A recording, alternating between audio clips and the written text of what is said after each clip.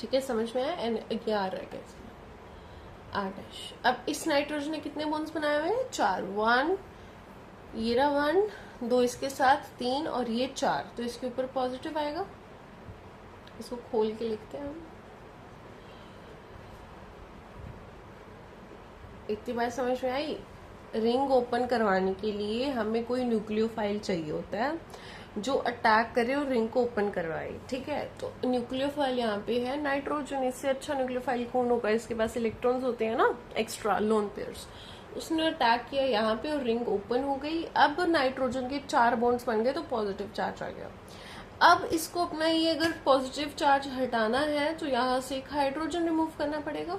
H positive बाहर चला गया, अब 3 बॉन्ड्स रह गए। अब सही है, ये अपनी फुल कॉन्फ़िगरेशन में है, ये अब स्टेबल है।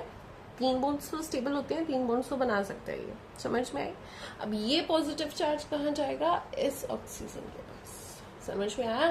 और यहाँ पे ये क्या बन जाएगा? OH।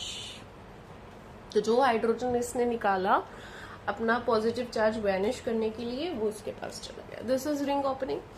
इसी पे रिंग ओपनिंग आप करवा सकते हो दोबारा, इसी कंपाउंड पे करवाते हैं हम, ग्रिग्नार्ड्स रिएजेंट। ये होता है ग्रिग्नार्ड रिएजेंट, अगर आपको पता है तो। इसके ऊपर होता है नेगेटिव चार्ज, इसके ऊपर होता है पॉजिटिव। MgBr पॉजिटिव होता है, R नेगेटिव होता है, R डैश नेगेटिव।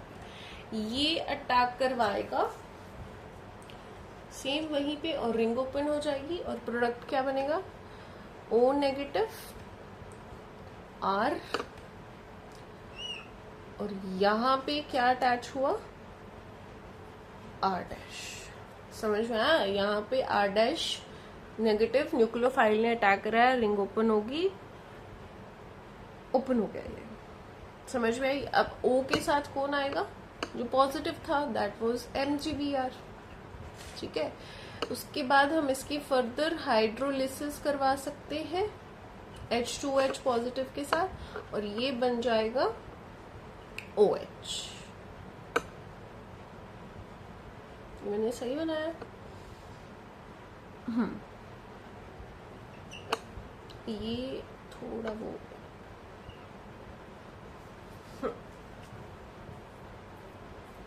ठीक है, ये समझ में आपको? इसके साथ फर्दर और रिएक्शन करवा सकते हैं हम। इसमें डालो अब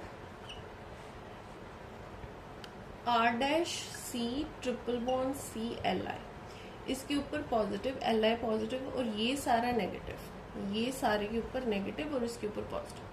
सेम इसने अटैक किया, वो खुल गया,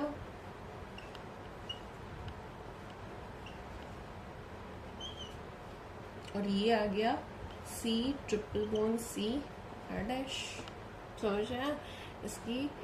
इसके साथ है Li पॉजिटिव, इसकी करवा दो हाइड्रोलिसिस, ये जो करवाई थी, और यहाँ पे क्या आ जाएगा हाइड्रोलिसिस के बाद? OH।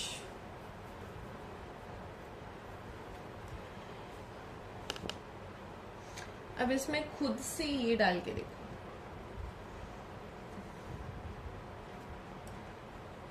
मैंने बताया था ना ये क्या लिबरेट करता है? H negative. खुद से अटैक करवा के देखना, इसको रिएक्शन करके देखो खुद से। हम एक और एग्जांपल करते हैं।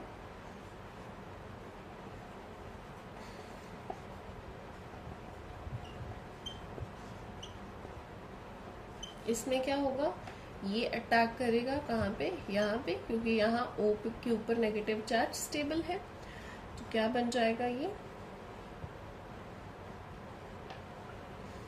O के ऊपर नेगेटिव, ये OET। फिर इसकी हाइड्रोलिसिस करवा देना और यहाँ पे आ जाएगा OH। ठीक है,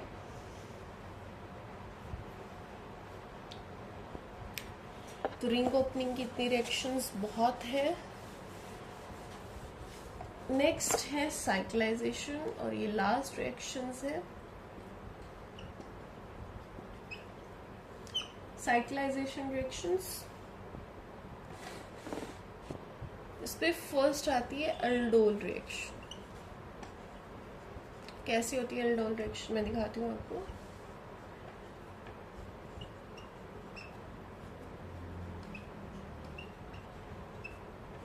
इसमें यूज होता है बेस।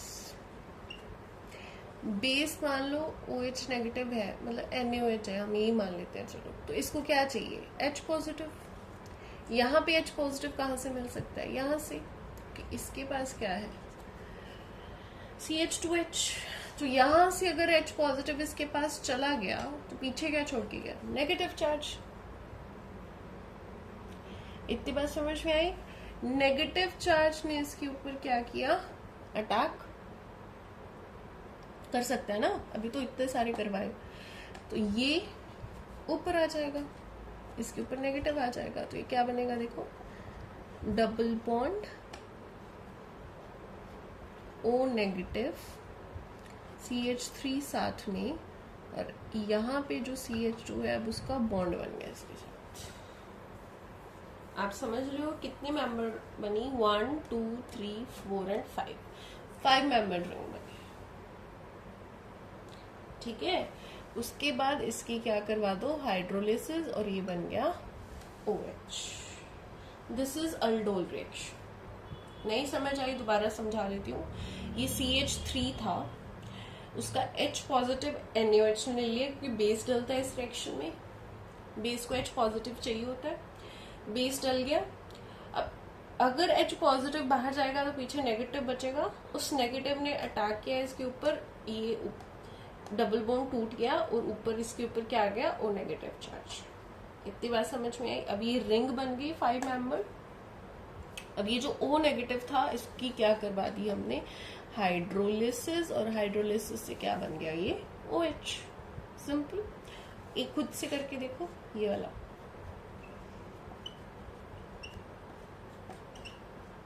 ये खुद से करके देखो और बताना कितने मेंबर रिंग बनेगी इसमें। ठीक है, एक होती है वुड्स रिएक्शन। इसमें क्या होता है?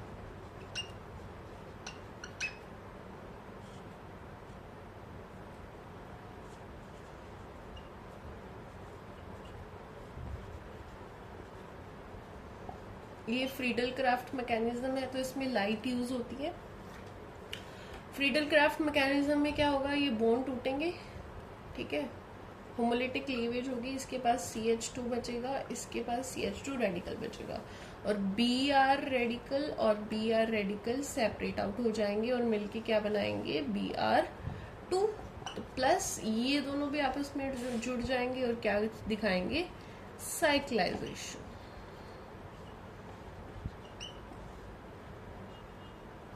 ठीक है, समझ में आया? So this is Wurtz reaction, example of cyclisation. उसके बाद आती है डायल्स-एल्डर रिएक्शन।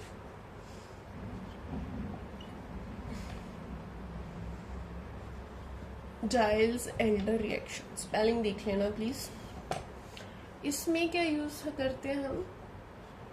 इसको बोलते हैं डाइन, इसको बोलते हैं डाइनोफाइल।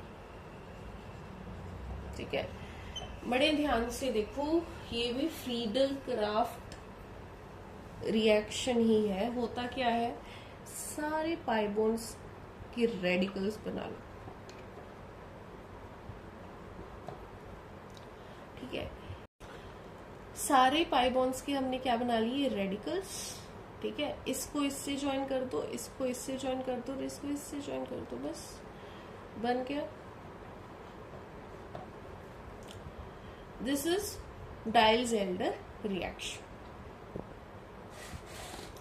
ये है डिकमैन रिएक्शन। इसमें क्या होती है?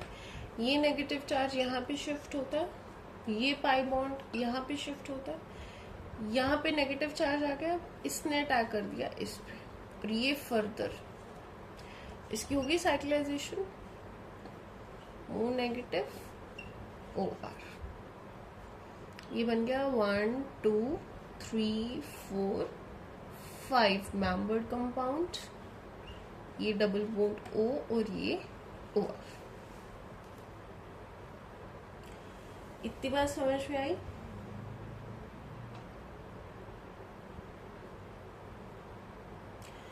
अब यहां से O नेगेटिव यहाँ पे आएगा और ये OR बाहर चला जाएगा, तो ये कैसा दिखेगा? अब ऐसा। ठीक है, ये होती है डिकमैन रिएक्शन। आपका ये चैप्टर ऑलमोस्ट कंप्लीट हो गया है, एक पार्ट रह गया है, सिंथेसिस ऑफ ड्रग।